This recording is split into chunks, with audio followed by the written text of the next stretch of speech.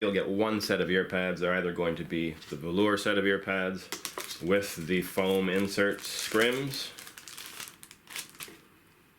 or you get the protein leather set of ear pads with the foam insert scrims.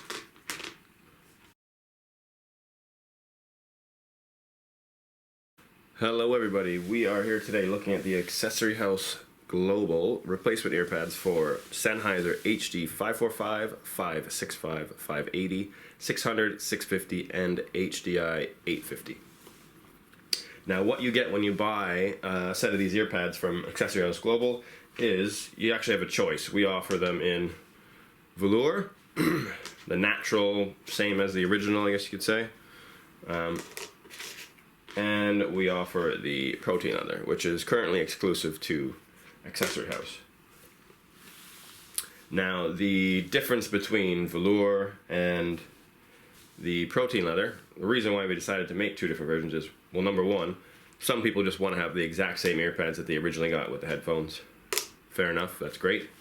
The problem with the original Sennheiser ear pads is that they are made with, well, number one, it's called velour, and they call it velour because it's the French version, the French word for velvet. It sounds nicer as well, but it sounds like it's a real special material, and it's not. It's velvet. So that's good. It feels good. It's not a problem, but it gets super dirty and super grimy really easy. Basically, as soon as it touches your skin, if you're wearing this for an extended period of time, you're sweating, you know, anything else that's coming out of your pores is going into that ear pad and it's staying there. It's not going anywhere. So you can't actually wash them or clean them very easily. You know, wiping them down doesn't really do much. And also they're made out of foam. You can see there's no delay. It's just an instant rebound. And the problem with foam is that foam is very hard, and over time, looking at the new original Sennheiser ear pad and the old original Sennheiser ear pad, look at the size difference. This one's much thicker. This one's so degraded over time. It's much weaker and softer. So what you end up having is, with the original Sennheiser ear pads, they go from feeling great to feeling really bad and old and gross pretty quick, depending on how much you use them. With the protein leather, you know, some people will probably prefer this compared to that. Obviously there's going to be a slight change in possibly the sound, because when you're using a more solid material, it's going to do a bit more noise cancelling for you. If you have an open back headphone like the 600 or the 650 or whatever, you're probably not going to notice it too much. But if you have a closed back headphone, maybe you will. It all comes down to personal preference. Now the bonus to the PU is that basically it's easy to clean, and we've made it with memory foam. So when you push down here, you see how long it takes for it to rebound? So it actually will mold to your head and your ears and whatever else, and it will return to where it was before, rather than just breaking down over time. Now we offer the velour ear pads with memory foam as well. So I am comparing it to an original Sennheiser ear pad, but we offer velour and protein leather with memory foam.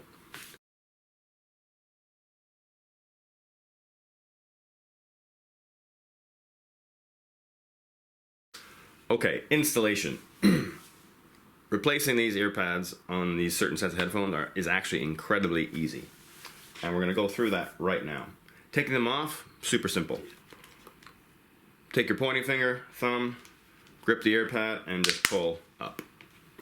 Take the scrim off, and then you have the inside of the headphone.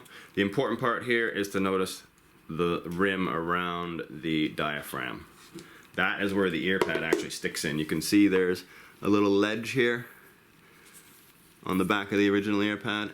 That little ledge fits right into that gap around the diaphragm, right there.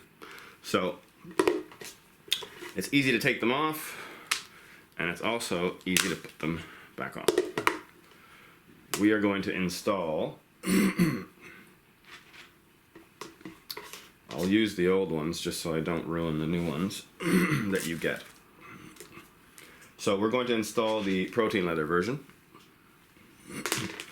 Before you start installing this, I made a mistake myself, and when I was installing it, I put my fingers on the back like that, and I was pushing with my thumbs and there was a little bit too much compression, and then the back screen got a little bit dented.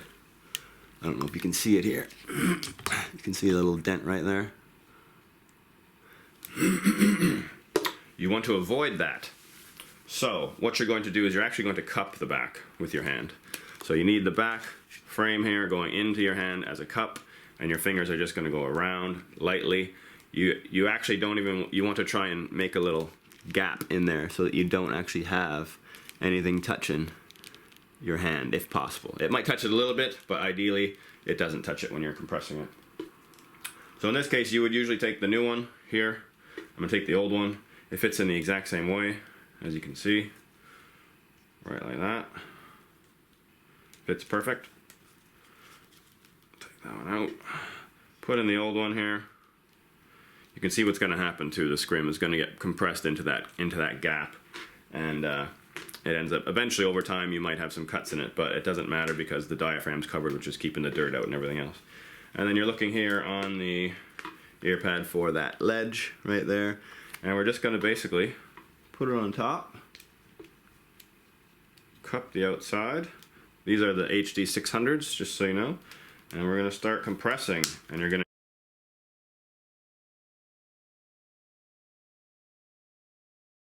to hear snaps.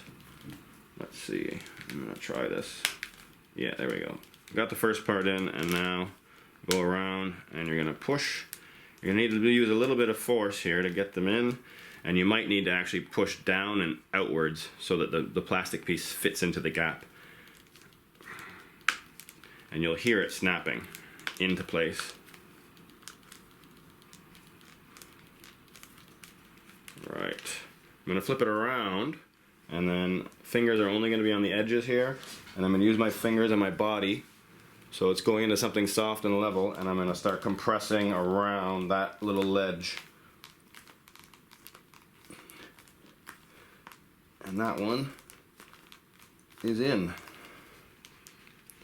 You can see the protein leather and the memory foam gets a little wonky, but it'll sort itself out, and then you are hanging on to that ear pad and it's not coming off.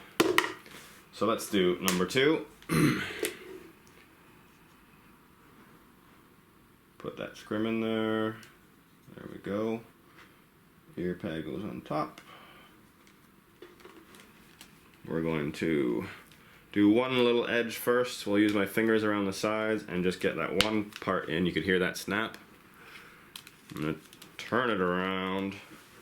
We're going to go into the body, and now we're going to push, push, push. And you'll hear it snapping in gradually. Don't forget to push down and a little outwards a little bit if you can, if you're not hearing that snap. And there we go. You can see this side of the headphone, there is no bent or dent or anything like that, and that is perfect. Now we have the ear pad on, and that one is also stuck in there really good. And then finished product. So if you have any questions about these ear pads, please feel free to email me directly at accessoryhouse@btinternet.com. Thanks.